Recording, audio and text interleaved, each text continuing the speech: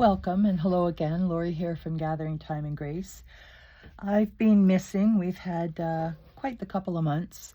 My nephew-in-law was critically injured in a workplace accident, so that's been quite the journey for everybody. He's on the mend now and he's home, and my niece is taking good care of him, so that's a blessing. He has a long road to recovery. He's young, so hopefully he will mend from all of this in time. And I also had to buy a new car, so I pick it up tomorrow. Well, new to me. I pick it up tomorrow, so that should be exciting. My husband's more excited than I am. I get attached to my cars, but mine is falling apart, and I don't think it's going to make another winter, nor will it make another trip out east, so it was time. Anyway, hopefully it's a good car, as my last one has been. And I started a sewing journal 2 weeks ago, and I haven't got too far.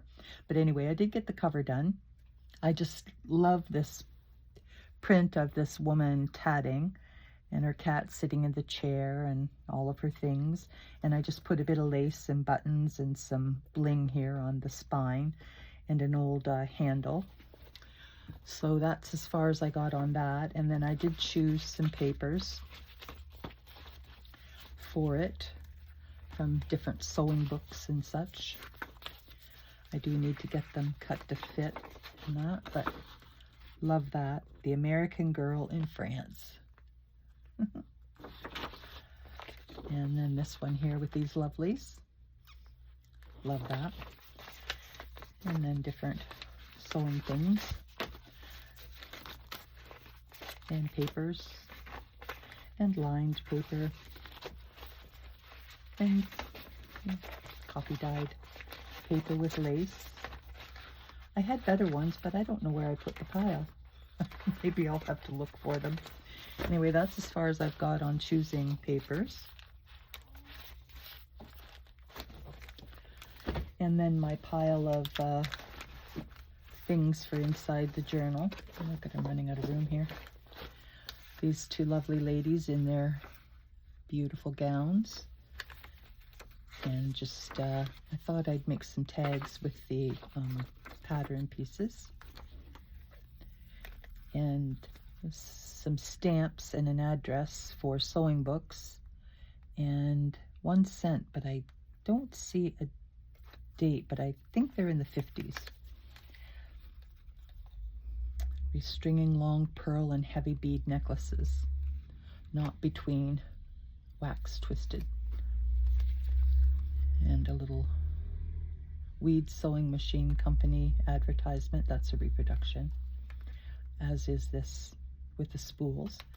And then, of course, we have to have the sewing kit.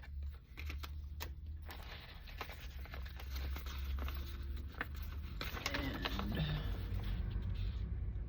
some purchases for patterns.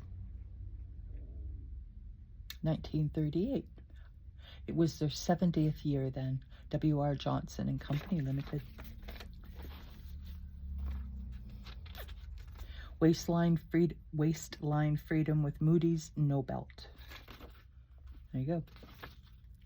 Kind of glad we don't have to wear that anymore. And then I believe this was a receipt for a sewing machine. Trying to find the name of the sewing machine. 24 installments of $12.76 on the 23rd of each month, and this was 1956. And the machine was $299, which was a Singer sewing machine. So that was a considerable amount of money in 1956. And then there was the check and all the pertinent paperwork for her sewing machine. And then here's some reproduction sewing pieces, a little postcard, Clarence Milland's Spool Cotton, an advertising card. And this here, Johnson Clark and Company, There was once a fox who lost his tail in a trap.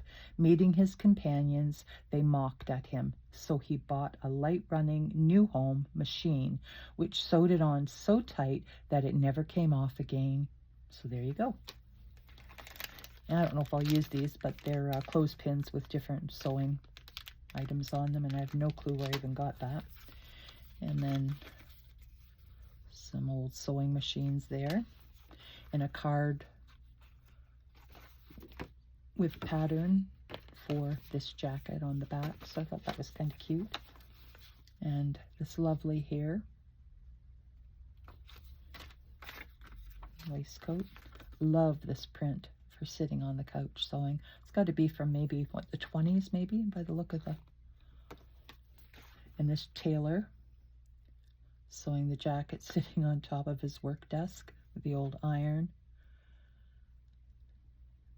oil lamp, all the things. That's awesome. An airplane, which I don't know why that's in there. Library card. These are just bits and pieces. I don't know if I'll use them or not, but we shall see. A feather and a lovely couple by their car.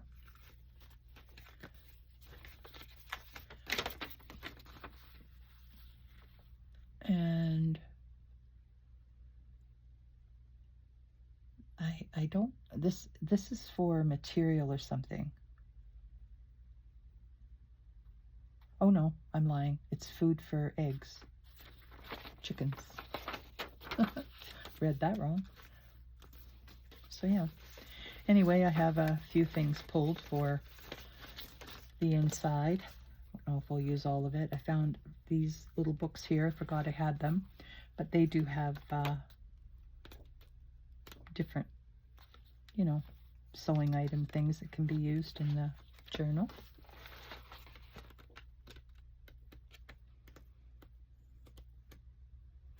These are cute.